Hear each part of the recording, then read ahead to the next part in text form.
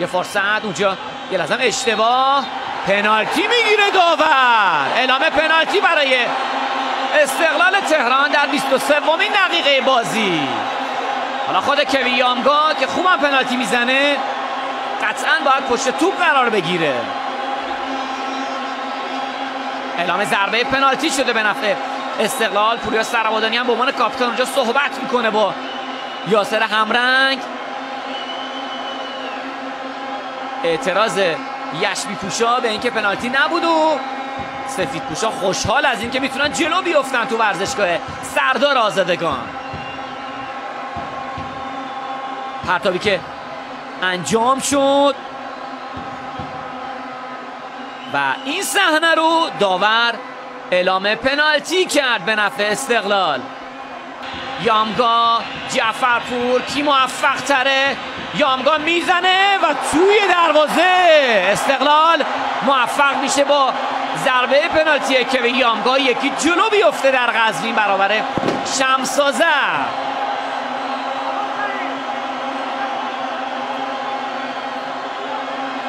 هواداره استقلالی حاضر در ورزشگاه فوق‌العاده به وجد اومدن.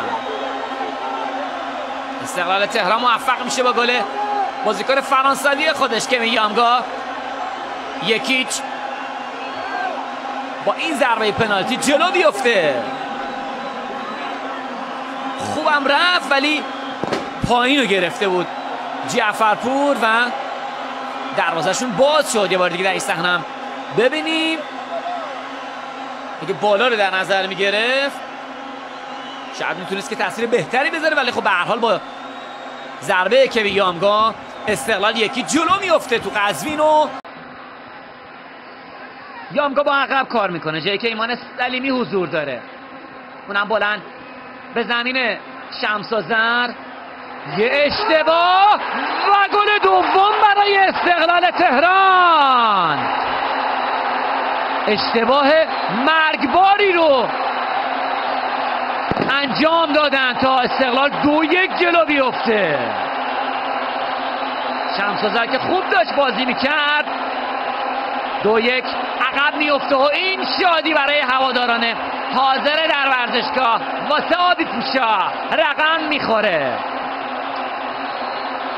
پوششی که داده بود سعید کریمی، یه پاس بد موقع واسه جعفرپوری که خروج کرده بود و دروازه‌ای که آرمان رمضانی باز میکنه. دیگه از این بهتر واسه یه مهاجم چی میخوای؟ بازیکن اهل ماسال استان گیلان موفق میشه.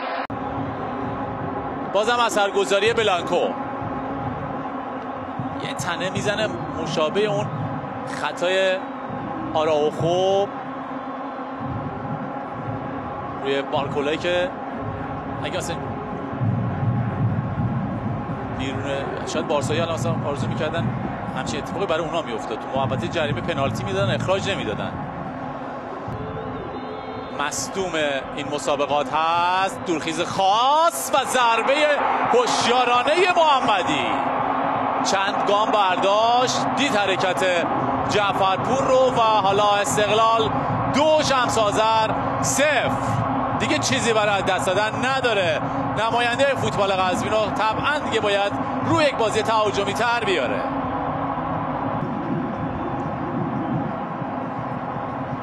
کاملا تحت تاثیر حرکت خودش قرار داد دروازه‌بان جوان شمس آذر رو. حقیقتا دست جوان‌ها تعدادشون تا دلتون بخواد زیاده، مسیر سختی رو دارن و انشالله که مورد توجه بیشتر قرار بگیرن. با این امید که البته اینجا امید او حداقل در این بازی کامل دیگه ناامید میشه. مرادمند گل سوم رو میزنه تا پایانی باشه بر اون کورس امیدهای شمس آذر و سعید دقیقی برای اینکه به بازی برگردند.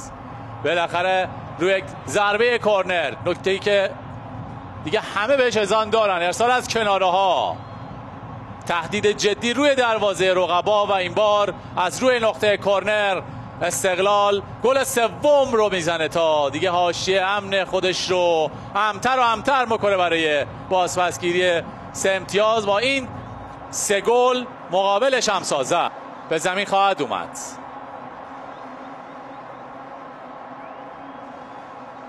یه چیزی در حد محال تغییر نتیجه.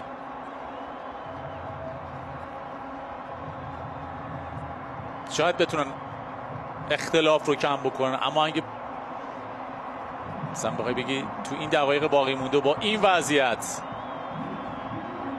بازی 3-3 میشه، اصلا منطقی پشت این حرف نخواهد بود. خب مشکل خاصی نبوده. حالا در سود خودش دمید به نشانه زدن ضربه خطا به سود استقلال. دا سیلوا ارسال بلند به درون محوطه جریمه، ضربه سری که اونجا زد آرمان رمضانی. موقعیت هست برای استقلال و حالا دروازه باز شد. گل برای استقلال تهران توسط آرمان رمضانی زده میشه در 54مین دقیقه از این دیدار. نتیجه 1-0 میشه به سود استقلال و این هم خوشحالی طرفداران استقلال در ورزشگاه 15,000 نفری سید علی اکبر ابوترابی شهر قزوین.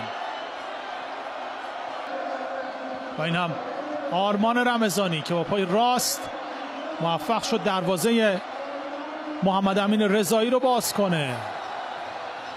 قطعاً با زدن این گل بازی جذابتر و دیدنی‌تر دنبال خواهد شد.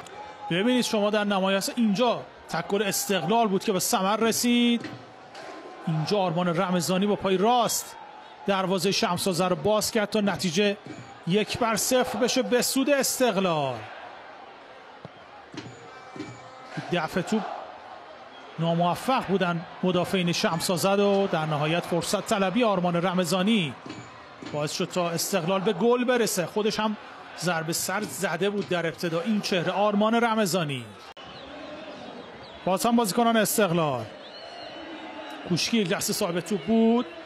زبر نیک نفس توپ به سمت راست میره. رامین رضاییان موقعیت هست برای تیم استقلال و توپی که درون دروازه قرار میگه پرچم بالا هست به نشانه آفساید. خیلی معترضن اونجا استقلالی ها. باز هم چک خواهد کرد پیام حیدری با اتاق وی آر. ببینید شما در نمای آهسته این ارسالی بود که انجام داد رامین رضاییان. کماکان داره صحبت میکنه پیام حیدری با اتاق وی آر و کوپال ناظمی که به عنوان داور وی آر حضور داره. ملازم میفرماید اتاق وی آر رو. بله اعلام گل میشه به سود استقلال. گل استقلال تایید شد در 95مین دقیقه از این دیدار و خوشحالی استقلالی ها همه به سمت جواد نکونام میان. تایید شد گل دوم استقلال. نتیجه حالا 2-1 میشه به سود استقلال و این هم خوشحالی استقلالی های حاضر در ورزشگاه. گل به نام رامین رضاییان ثبت میشه. ببینید شما در نمای آهسته گل به نام رامین رضاییان ثبت شد.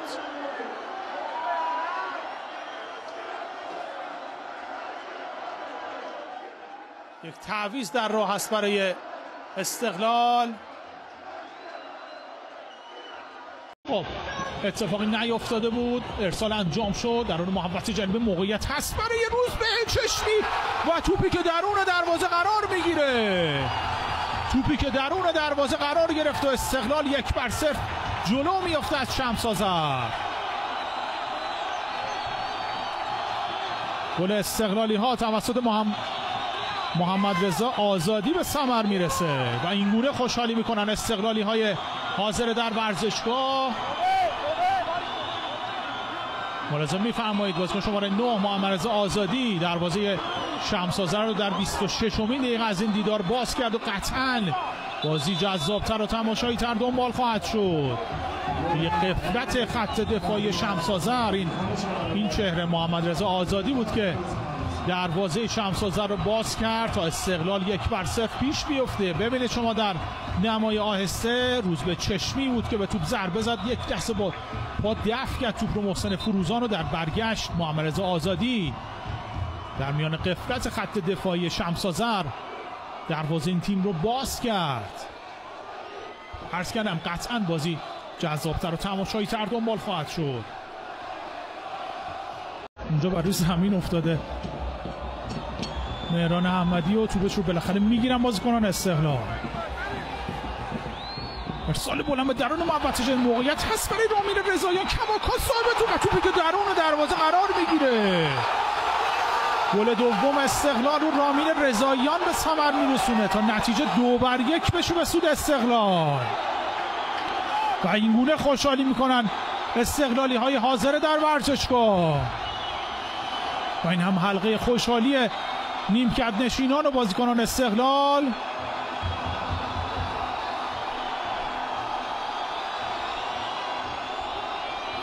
با پای چپ دروازه شمس‌آذر رو باز کرد تا نتیجه 2-1 بشه به سود استقلال.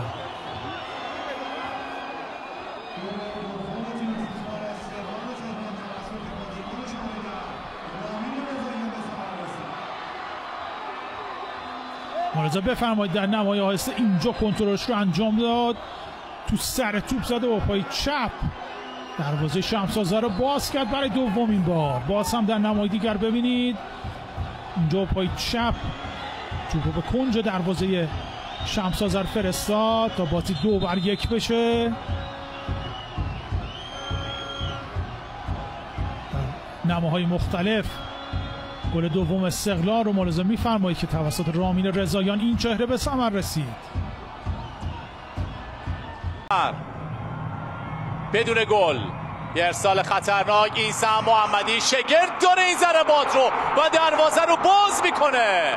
تاکتیک اصلی استقلالیا ارسال از سمت چپ و گلزنی این بار توسط محمدی، برخلاف دفعات قبل که بلانکو روی ضربات سر موفق میشد برای استقلال گلزنی بکنه. این بار ارسال جلالی، جاگیری محمدی، یه مکس و یه بغل پا استقلال رو در این دقیقه از بازی، دقیقه 20 به گل میرسونه. میاد و کنار زمین با هوادار استقلال که حالا این گل و این 3 امتیاز اونها رو دوباره میتونه به صد برگردونه، شادیش رو انجام میده. یه لحظه شاید همه نگاه مدافعین به بلانکو بود، همین باعث شد که رضایی و سایر مدافعین غافل بشند و اینگونه جعفرپور نظاره‌گر این باشه که توپ چه مسیری رو طی میکنه و چگونه در دروازه توپ قرار میگیره. حالا شکل بازی میتونه تغییر بکنه.